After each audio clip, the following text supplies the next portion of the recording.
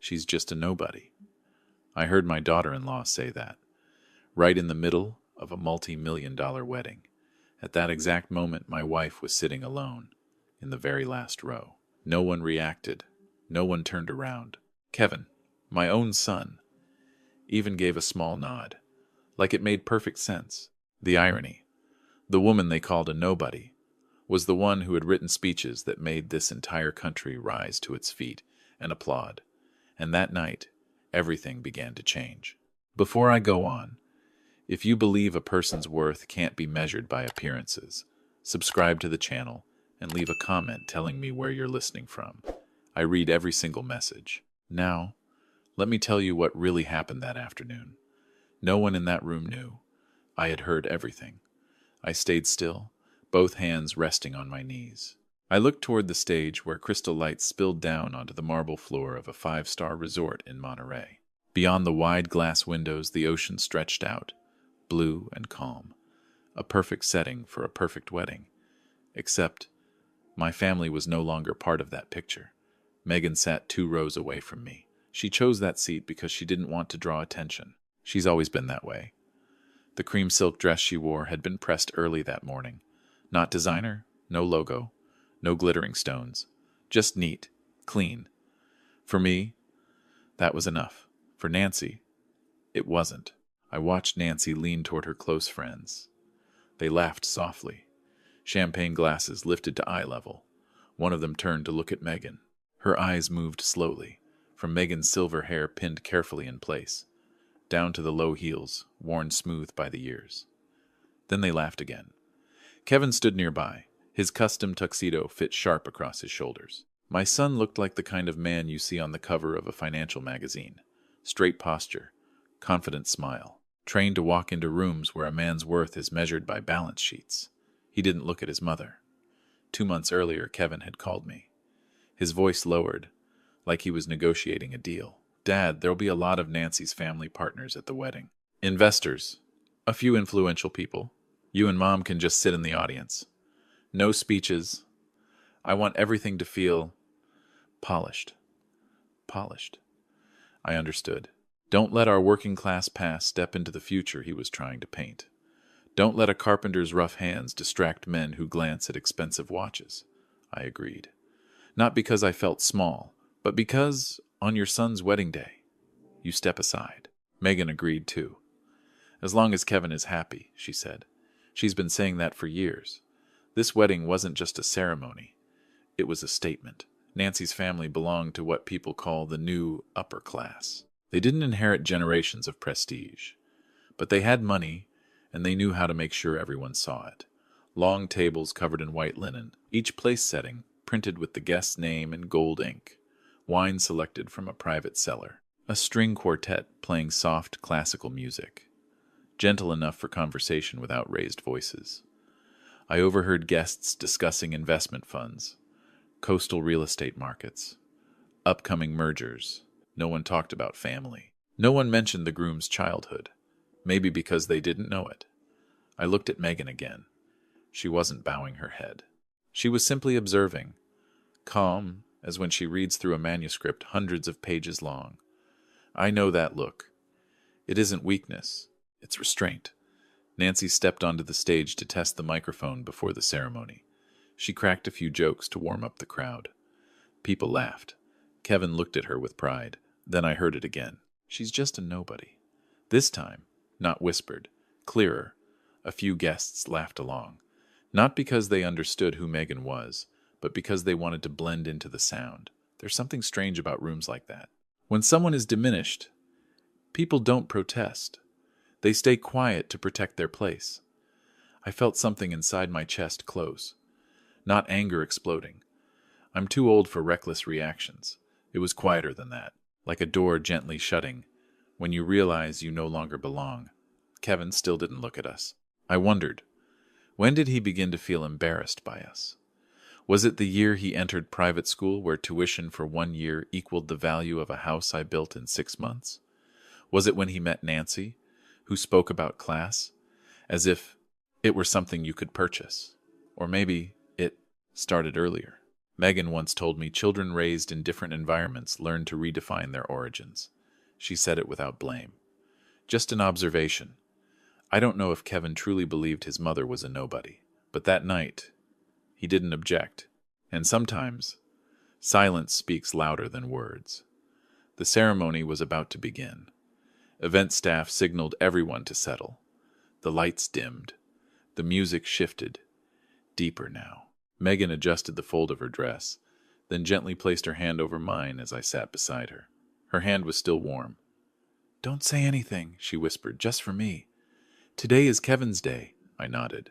But inside, a question began to form, slowly, clearly. If today was Kevin's day, then who were we in this story? Just shadows at the back of the hall? Or something else, something the people in this glittering room had never truly seen? I didn't know then that only a few. Hours later, the very people laughing would be the first to pick up their phones and reconsider the woman sitting beside me. But in that moment, all I saw was my wife called a nobody, sitting in a room full of people who were certain they understood the value of a human being. When the music began, and everyone rose to their feet, I stopped looking at the stage. I looked at Megan's hand resting on mine. That hand once held a hammer beside me, driving nails as we rebuilt our first house. And that same hand typed millions of words in a damp basement no one in this room has ever stepped into. Maybe I should tell you about that. Years ago, when we still lived in Savannah, Kevin was 10, bright kid. His teachers said he needed a better environment. Private school. The tuition cost several times what a carpenter earned. I was ready to say no. I told Megan we didn't have to prove anything to anyone. That night, she carried an old typewriter down to the basement. A friend had given it to her. She placed it on the wooden desk I built with my own hands. "I'll write," she said. Simple as that. I knew she had studied literature. I knew she could write. I just didn't know how good she really was. In the months that followed, the basement was the last room in the house with the light on. I'd wake up at 2, sometimes 3 in the morning, and see the glow slipping under the door. Steady typing, not fast, not frantic, just persistent. Megan didn't write novels under her own name. She didn't sign book covers. Her work was behind the curtain. Politicians who needed speeches powerful enough to silence a crowd. Business leaders who wanted memoirs that sounded honest while smoothing over the gaps. Public figures facing crises, searching for careful words. Megan wrote for them. In return, she signed strict confidentiality agreements. No revealing names, no claiming credit, just payment. I once asked if it hurt, watching someone else stand on stage and accept awards for words she had written. She said, "We need Kevin's tuition." That was enough. There were years she worked 16 hours a day. Family in the daytime, writing at night. I've seen her fall asleep at the keyboard. Her shoulder tilted to one side. I'd place a blanket over her and turn off a few lights. Kevin never knew all of it. He knew Mom freelanced. He knew tuition was always paid on time. He knew every summer he went to camp with kids whose parents were lawyers, doctors, business owners. He didn't know how many sleepless nights paid for each check. When Kevin entered college, then earned his degree in finance, he began talking about networks, about status, about background, words that sounded foreign in our small kitchen. I didn't blame him. New environments teach new standards. But I noticed he mentioned his mother less and less around friends. If someone asked, he'd say, "My mom does some random writing." Random. I've watched manuscripts Megan finished delivered to the office of a well-known United States senator. I've seen on television an entire hall rise in applause. After a speech I recognized line by line, typed in our basement. I said nothing. Megan said nothing. She told me, "Don't let Kevin feel like he owes us. Maybe we were too careful, too quiet." When Kevin started dating Nancy, the change grew clearer. Nancy came from a newly wealthy family. They spoke of success like a trophy that had to be displayed. They asked me where I was investing. They asked Megan if she had formal credentials. Megan would just smile softly. No explanations, no defense. Once I overheard Nancy telling Kevin that family image was crucial if he wanted to go far in finance. I don't know what else was said behind closed doors. But after that, Kevin began suggesting we dress more appropriately when meeting his friends. I looked at my hands. The small scars from years of work don't disappear just because you wear a new shirt. Today's wedding is the peak of all that. A redefinition. Kevin isn't just marrying Nancy. He's stepping fully into her world. And in that world, Megan doesn't seem to have a place. I looked toward the stage as Nancy walked in wearing a custom white gown. Applause rose in steady waves. Cameras moved across the guests' faces. Megan sat straight. Her eyes were no longer on Kevin. She looked down at her hands, the same hands that once crafted speeches that shook halls far larger than this one. I wondered, if the people in this room knew who was sitting in the last row, would they see her differently, or would they only see the simple dress and draw the same conclusion Nancy had? I didn't have an answer. Before the main ceremony began, Nancy stepped off the stage during a short break. She moved through the guest area, eyes scanning details, as if checking for anything out of place. Her gaze stopped at Megan's neckline. I know that look.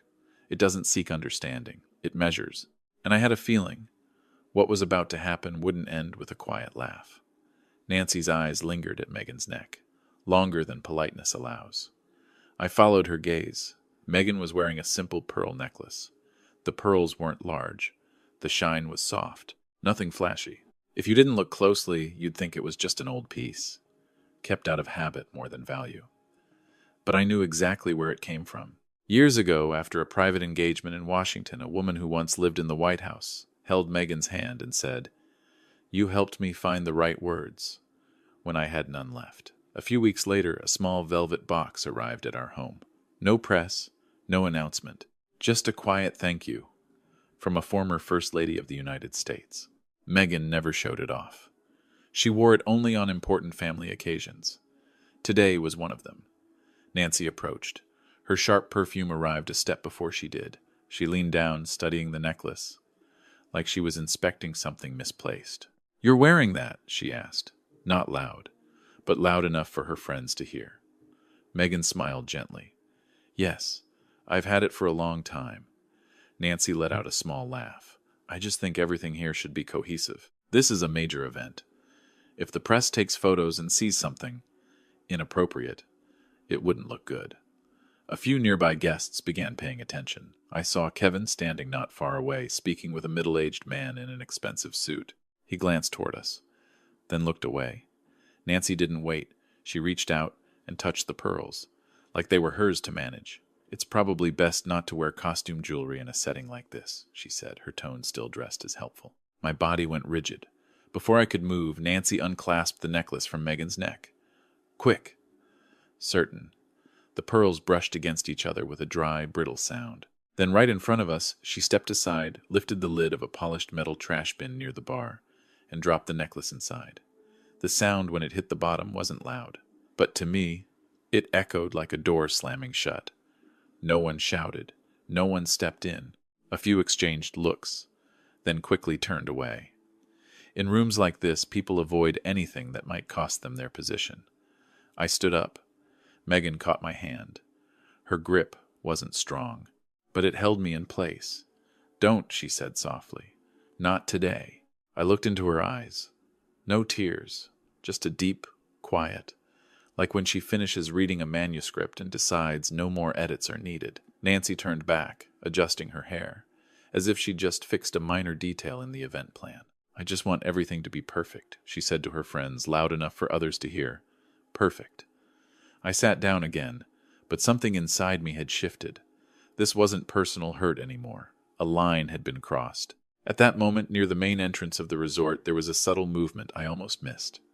A few men and women walked in, not with Nancy's friends, not with her family. They weren't loud. They didn't draw attention. But the way the reception staff hurried toward them, the way a senior manager personally came out to greet them, told me they weren't ordinary guests. One silver-haired man wore a simple suit perfectly tailored. Beside him, a middle-aged woman carried a leather document case.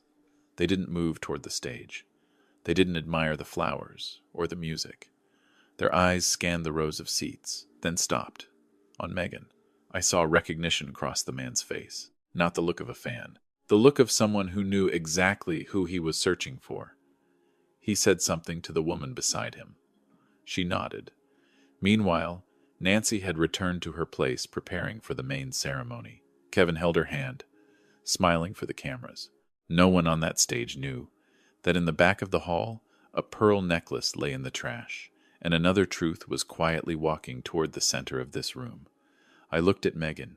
She sat straight, her neck now bare, her eyes forward, as if what had just happened was a small, forgettable detail. But I know my wife. When Megan chooses silence, it isn't weakness. It means she's waiting for the right moment. And for the first time that afternoon, I didn't just feel insulted. I felt something else.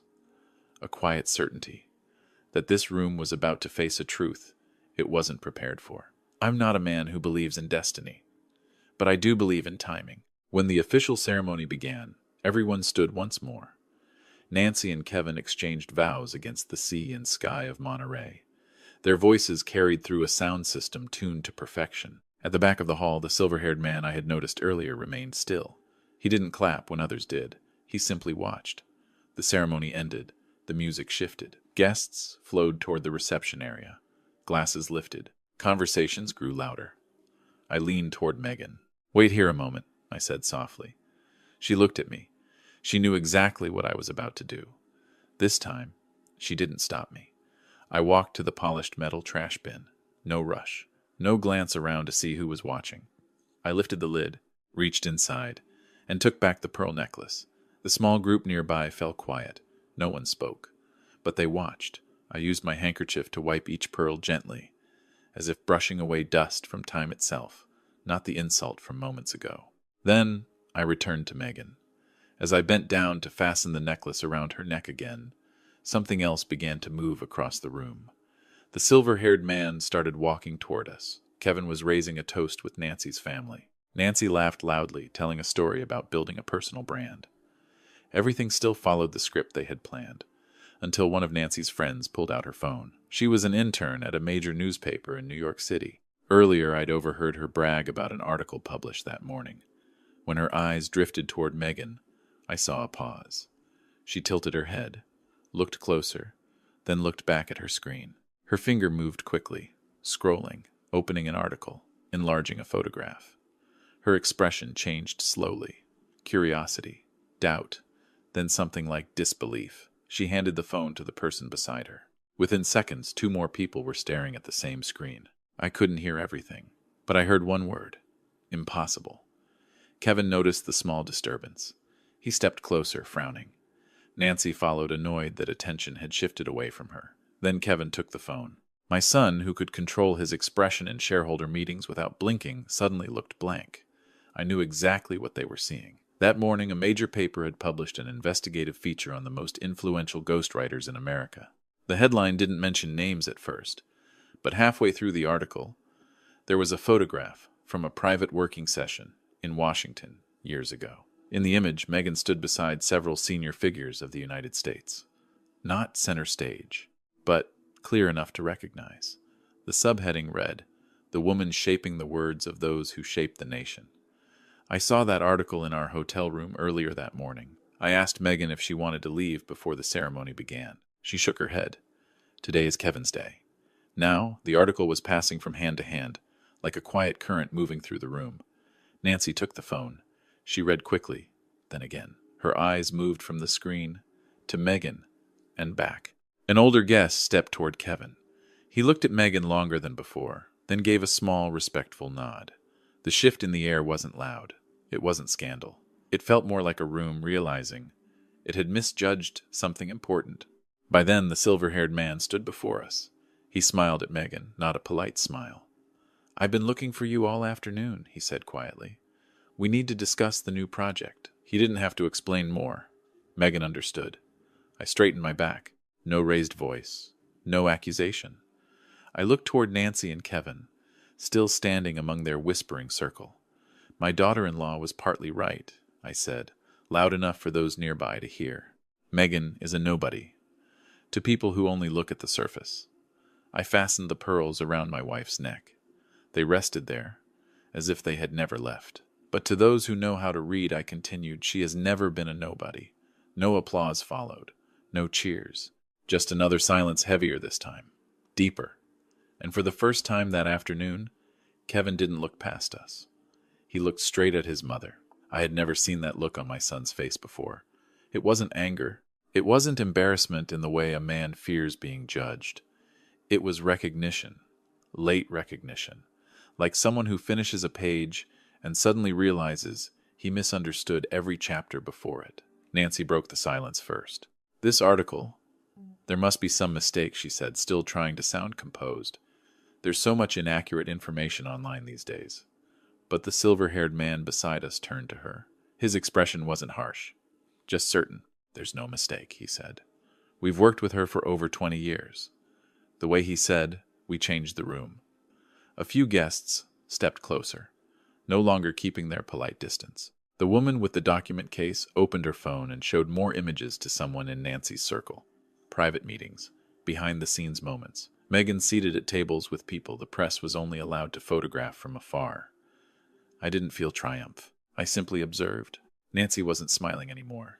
Kevin remained silent. He looked at his mother like he was trying to merge two images, the woman in our small kitchen in Savannah, and the woman powerful figures were now seeking out in a luxury resort overlooking Monterey. Megan didn't stand to receive congratulations. She didn't offer explanations. She simply nodded to the silver-haired man. Not today, she said softly. Today is my son's day. That nearly closed my throat. A few important guests left Nancy's family table and approached us.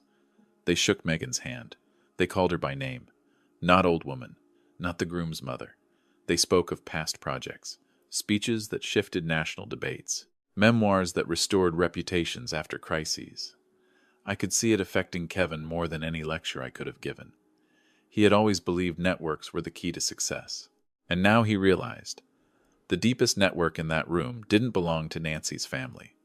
It belonged to his mother. Nancy tried to smile as a few guests drifted away from the main table. She whispered something quickly to Kevin.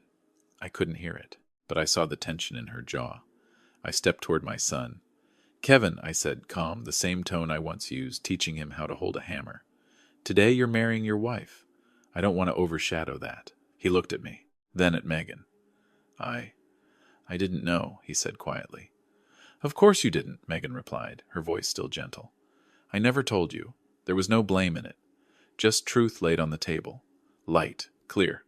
Nancy finally approached us. She opened her mouth as if to apologize, then hesitated. Maybe for the first time in her life she understood that not all value comes with a visible label. Megan looked at her, not cold, not warm, just steady. You don't need to apologize, she said. Just remember, not everyone who is quiet has nothing to say. The tension softened. The quartet resumed playing. Servers carried out the main course, as if the schedule had never shifted. I looked at Megan. I knew she was tired. Let's go, I said. Kevin heard me. Stay a little longer, he said. I want to introduce Mom to a few people. Megan shook her head gently. You have your life, she said. Build it with your own ability. It wasn't refusal. It was responsibility handed back to him. We walked out as the sun lowered over the Pacific. No one stopped us. A few nodded respectfully. The silver-haired man said he would be in touch. Outside, the ocean breeze felt cooler than I expected. I took a long breath. You okay? I asked. Megan nodded. I never needed their recognition. That was true. But sometimes truth reveals itself not to prove something to strangers, but to remind your own family. A black car waited at the exit. Nothing flashy, just punctual. An old colleague of Megan's had arranged it after seeing the article that morning. We settled into the back seat. As the car pulled away, I looked back at the resort one last time. The wedding continued. Music played. Lights glowed.